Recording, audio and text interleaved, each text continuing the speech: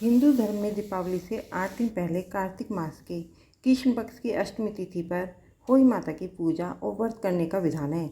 इस दिन सभी माताएं अपनी संतान के लिए और उनके दीर्घायु जीवन के लिए निर्जला और निराहार उपवास रखती हैं। वैसे तो इस व्रत को जिनके बेटे होते हैं वही रखती हैं, लेकिन अब परंपराएं बदल रही हैं, इसलिए जिनकी बेटियां हैं वह भी इस व्रत को रख सकती हैं। और इस व्रत से सुबह से लेकर शाम तक व्रत रखा जाता है। शाम को तारे निकलने पर तारों को अर्घ देकर यह उपवास खोल दिया जाता है। जैसे करवा चौथ के व्रत में चंद्रमा को देखकर उपवास खोला जाता है। हालांकि कुछ लोग इस व्रत में भी चंद्रमा को देखकर उपवास खोलते हैं, तो जिसकी जैसी मान्यता हो उसके अनुसार व्रत रखना चाहिए। आइए अब सुनते हैं होई अष्टमी व्रत कथा। राधे राधे, हरे कृष्णा। आप सभी को होई अष्टमी की हार्दिक शुभकामनाएं। प्रिय श्रोताओं, आज के हमारे इस वीडियो में हम आपके लिए होई अष्टमी व्रत की पौराणिक कथा लेकर आए हैं। प्राचीन समय की बात है, एक साहूकार था जिसके 7 बेटे और 7 बहुएं थी। उस साहूकार की एक बेटी भी थी जो दीपावली पर ससुराल से मायके आई हुई थी। दीपावली पर घर को लीपने के लिए 7 बहुएं मिट्टी लेने जंगल में गई तो साहूकार की बेटी भी उनके साथ चली गई। साहूकार की बेटी जहाँ मिट्टी खोद रही थी उस स्थान पर शाहू अपने बच्चों के साथ रहती थी। मिट्टी खोदते हुए गलती से साहूकार की बेटी की खुरपी की चोट से शाहू का बच्चा मर गया। इस पर क्रोधित होकर शाहू बोली, तुमने मेरे बच्चे को मारा है, अब मैं तुम्हारी कोख बांध लूंगी। शाहू माता की यह बात सुनकर साहूकार की बेटी रोने लगी और अपनी भाभीियों से एक एक कर विनती करने लगी कि कोई उसके बदले अपनी कोख बंधवा ले। सभी भाभीियों ने ननंद के बदले अपनी कोख बंधवाने से इनकार कर दिया, लेकिन सबसे छोटी भाभी नंद के बदले अपनी कोख बंधवाने के लिए तैयार हो गई। इसके बाद छोटी भाभी के जो भी बच्चा होता वह 7 दिन बाद मर जाता। इस तरह एक के बाद एक उसके 7 पुत्र हुए, परंतु सभी मृत्यु को प्राप्त हो गए। इस समस्या का हल जानने के लिए पंडित को बुलवाया गया और इसका कारण पूछा गया। तब पंडित ने छोटी बहू को सुरई गाय की सेवा करने की सलाह दी। पंडित की सलाह मानकर छोटी बहू अगले ही दिन से सुबह सुबह जल्दी उठकर सुरई गाय की सेवा करने चली जाती। गाय का गोबर आदि साफ कर देती, उसे चारा डाल देती और साफ पानी भर दिया करती। यह सब देखकर सुरई ने एक दिन सोचा, यह इतने सुबह सुबह मेरे सारे कार्य कौन कर जाता है, जल्दी उठकर देखना पड़ेगा। अगले दिन सुरई गाय सुबह सुबह तड़कर उठकर बैठ गई तो क्या देखती है कि साहूकार की छोटी बहू आई है और उसका गोबर उठाकर चारा डालकर साफ पानी भरने लगी। तो सुरई गाय ने उसे रोक लिया और उससे पूछने लगी, तुम किस कारण से मेरी इतनी सेवा करती हो। साहूकार की छोटी बहू बोली, माता, आपकी सहेली शाहू माता ने मेरी कोख बांध रखी है, जिस कारण मेरे बच्चे जीते नहीं हैं।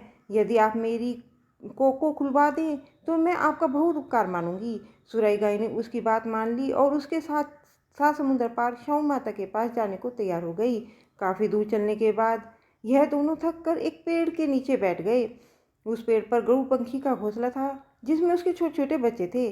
थोड़ी देर में साहूकार की छोटी बहू ने देखा कि एक सांप उन बच्चों को खाने के लिए आ रहा है, तो उसने सांप को मार डाला। और थोड़ी में जब गरुड़ पंखी वापस आया तो खून देखकर सोचने लगी कि इसने मेरे बच्चों को मार दिया है, और वह अपनी से साहूकार की छोटी बहू को मारने को लगी।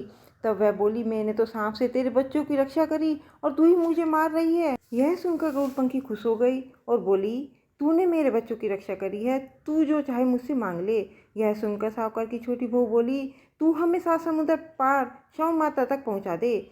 गरुड़ पंखी ने उन दोनों को अपनी पीठ पर बैठाकर शाहू माता तक पहुंचा दिया।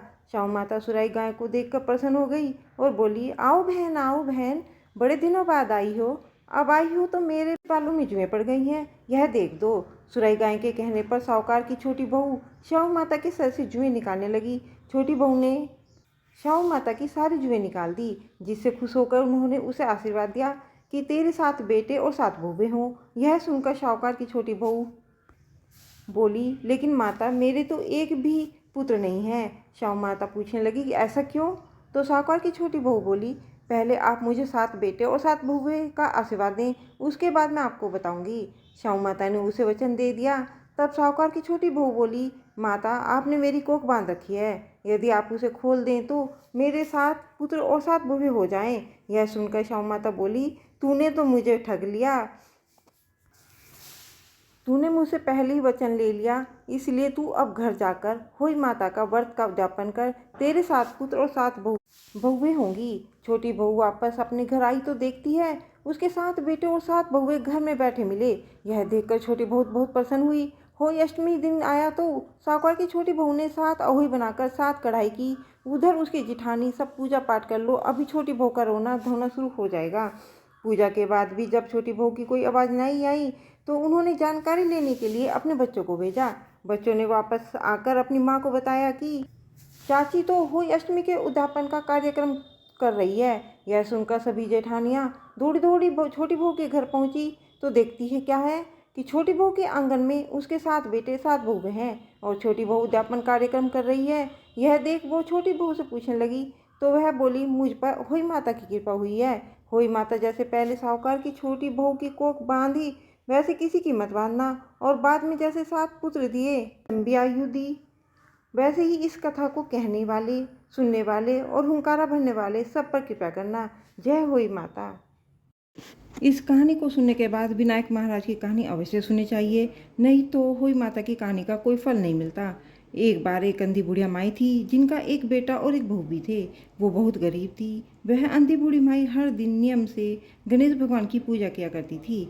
गणेश भगवान एक दिन बूढ़ी माई की पूजा से प्रसन्न होकर उनके सामने साक्षात सम्मुख आकर बैठ गए और बोले, बूढ़ी माई, तू प्रतिदिन निस्वार्थ भाव से मेरा पूजन करती है, मैं तुझ पर प्रसन्न हूँ, जो चाहे सो वर मांग ले। तब बूढ़ी माई बोली, हे विघ्नहर्ता भगवान गणेश, मुझे मांगना तो आता नहीं, सो क्या मैं क्या मांगूं।